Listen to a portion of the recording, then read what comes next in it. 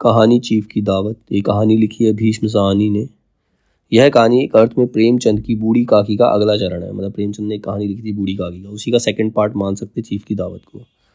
उस कहानी की तरह यहाँ भी एक दावत है, किंतु यहाँ मूल समस्या वृद्ध माँ के भूखे होने की नहीं बल्कि अप्रस्तुति योग्य होने की है। मतलब वो अपनी माँ को अब अपने बॉस के सामने लाना नहीं चाहता कि उससे उसका अपमान हो जाएगा।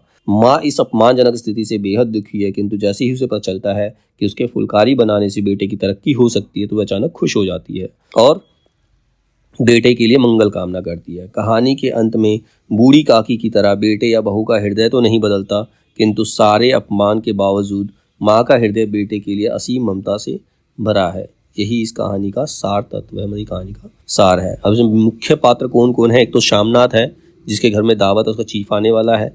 उसकी पत्नी है, साहब है जो चीफ है, और एक बूढ़ी माँ है। प्रमुख उद्धरण क्या है? घर का फालतू सामान अलमारियों के पीछे और पलंगों के नीचे छिपाया जाने लगा। तभी शामनाथ के सामने सहसा एक अड़चन आकर खड़ी हो गई।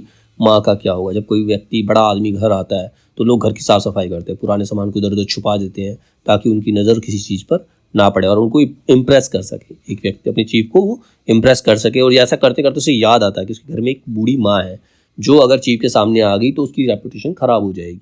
7 बजते बजते माँ का दिल धक धक करने लगा। अगर चीफ सामने आ गया तो उससे कुछ पूछा तो वह क्या जवाब देगी? अंग्रेज को तो दूर से ही देखकर घबरा उठती थी। यह तो अमरीकी है, ना मालूम क्या पूछ ले। मैं क्या कहूँगी? माँ का जी चाहा कि चुपचाप पिछवाड़े विधवा सहेली के घर चली जाए, मगर बेटे के हुक्म को कैसे टाल सकती थी। चुपचाप कुर्सी पर टांगे लटकाए वहीं बैठी रही। शामनाथ का क्रोध बढ़ने लगा था। बोलते गए, तुम मुझे बदनाम करना चाहती हो ताकि दुनिया कहे कि बेटा माँ को अपने पास नहीं रख सकता। नहीं बेटा, अब तुम अपनी बहू के साथ जैसा मन चाहे रहो। मैंने अपना खा पहन लिया, अब यहाँ क्या करूँगी? जो थोड़े दिन जिंदगानी की बाकी हैं भगवान का नाम लूँगी। तुम मुझे हरिद्वार भेज दो। वो परेशान हो जाती है बुढ़िया बेचारी, इतना अपमान सहने से अच्छा कहती है मुझे हरिद्वार भेज दो। कहता तुम चली जाओगी तो फुलकारी कौन बनाएगा? मतलब बूढ़ी का माँ उसकी देख भी नहीं पाती, हाथ भी नहीं चलते। वो अपना मतलब सीधा करने के लिए अभी भी यही कह रहा है, अगर तुम हरिद्वार चली जाओगी तो मेरी फुलकारी कौन बनाएगा बॉस को देने के लिए? साहब से तुम्हारे सामने ही फुलकारी देने का इकरार किया, मैंने वायदा किया, तो मेरा वादा टूट जाएगा। मेरी आंखें अब नहीं है बेटा जो फुलकारी बना सकूं। तुम कहीं और से बनवा लो, बनी बनाई ले लो। माँ, तुम मुझे धोखा देकर यूं ही चली जाओगी, मेरा बनता काम बिगाड़ोगी। जानती नहीं, साहब खुश होगा तो मुझे तरक्की मिलेगी। अब उसको इमोशनली ब्लैकमेल करता। बुढ़िया उसकी बातों में आ जाती है। माँ के चेहरे का रंग बदलने लगा।